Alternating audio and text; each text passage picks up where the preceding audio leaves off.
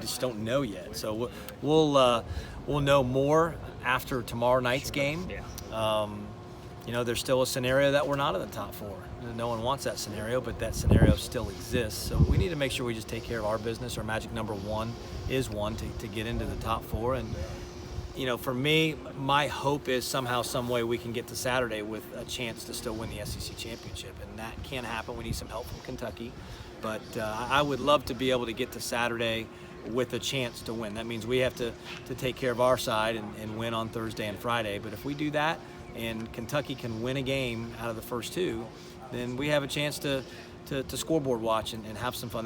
That would be great. But bottom line is, our goal to begin this thing was to be in the top 4 and to be able to host a regional, and I think we're going to be able to do that. I was about to ask you next. I mean, getting that top 8 national seed is really the ultimate deal in all this. Was that something you focused on itself, or is it just a case where if we take care of our business, that's going to take care of itself?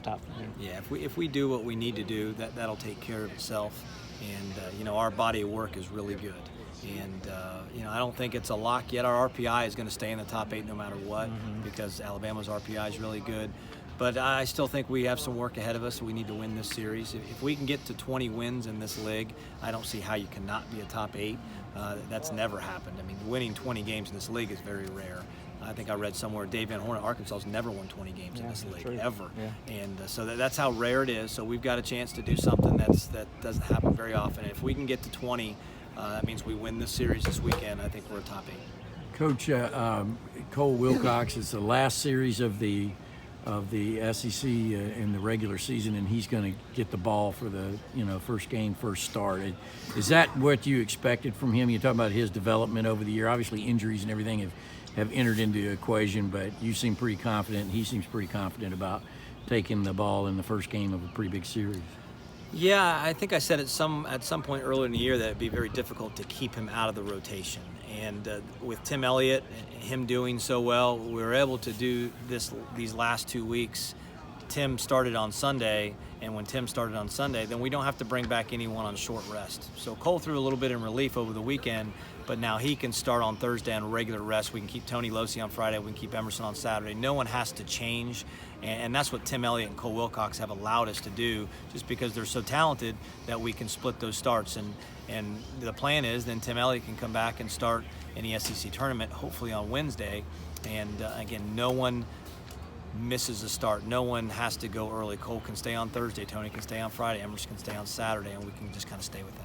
To piggyback off that question a little bit, when you started building this up, years ago, was that kind of the rotation you envisioned? I can bring 3 guys that can bring the heat, can do so well, Well, that's what every coach wants to be able to do, to put in that rotation. This is the first time that we've done this particular rotation. Right. I know we've talked about it of just, I don't know if that's been done very many times anywhere, to have 3 hard throwers like that consecutively.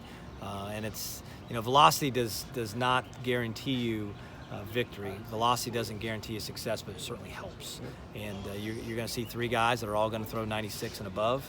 And that's pretty tough for hitters to know that just keeps coming at you. And 3 guys that are all very talented and very competitive too.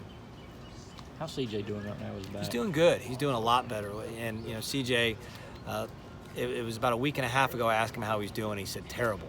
Yeah. So oh no.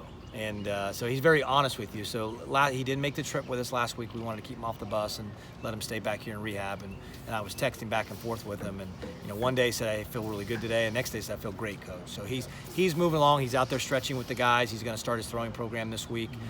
Best case scenario, maybe at the end of the SEC tournament, if we can continue to go, he might be able to get in there and get an inning. That's what I'd like if we get to Friday, Saturday, that CJ can get out there, maybe throw an inning or 2 to get himself ready for the regionals. But we feel like that he's going to pitch in the postseason. Is Glover okay? He didn't pitch last week. Yeah, he's doing fine. Okay. Yeah, okay. Just didn't come up. I'm just curious on that last game. I just thought he might come in with.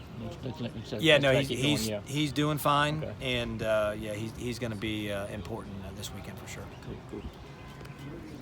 One more question for you, Coach. Yeah. I'm doing a little survey today on talking to a bunch of the guys. I mean, some of this team has been known